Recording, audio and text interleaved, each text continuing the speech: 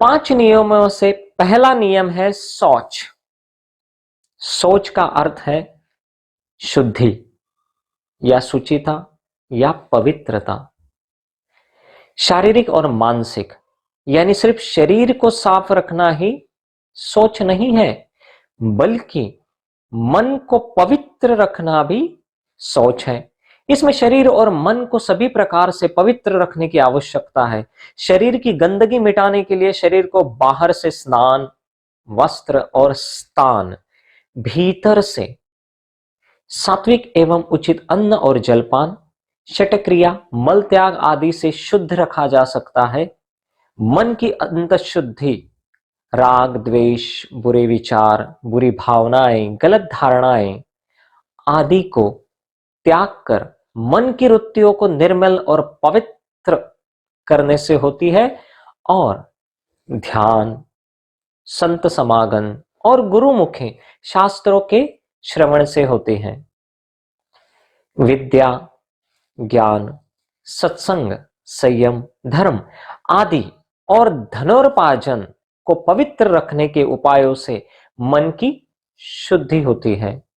शौच से सत्व शुद्धि होती है, मन शुद्ध और सात्विक हो जाता है, विचारों में स्पष्टता आती है और बुद्धि प्रखर होती है।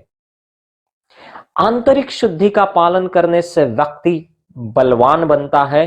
व्यक्ति में स्वयं के सच्चे स्वरूप को जानने की क्षमता आती है, मन में समता आती है और एकाग्रता बढ़ती है, जिससे शुद्धि का पालन करने वाले व्यक्ति के साथ उठने बैठने व अन्य प्रकार से व्यवहारों में सबको प्रसन्नता मिलती है।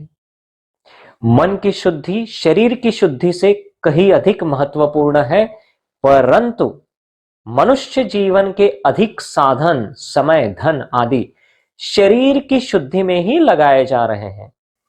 सभी शुद्धियों में धन की शुद्धि बड़ी मानी गई है, इसलिए यही से शुद्धि का प्रारंभ करना चाहिए।